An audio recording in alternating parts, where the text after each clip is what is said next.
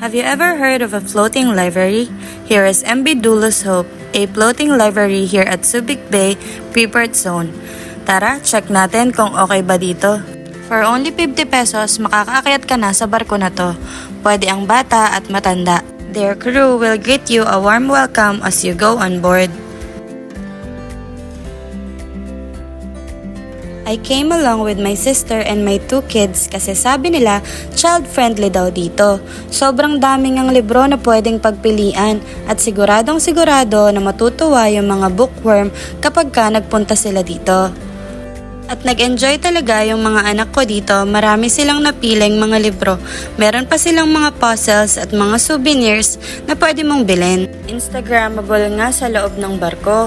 Marami kang mga lugar na pwedeng pagkuhanan ng picture, kagaya ng ginawa namin ng ate ko.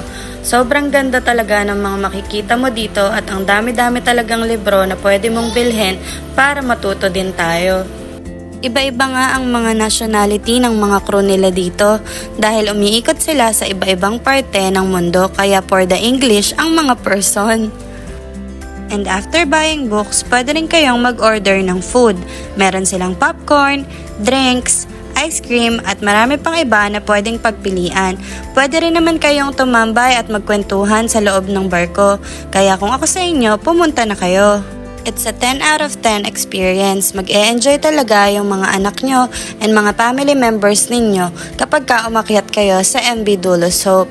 This floating library will be here until March 3. Pagkatapos nun, aalis na rin sila at mag-iikot-ikot sa ibang parte ng Pilipinas. Kaya kung malapit lang kayo sa kanya, make sure na bumili kayo ng books at magpunta rin kayo dito. Thank you for watching guys! Bye-bye!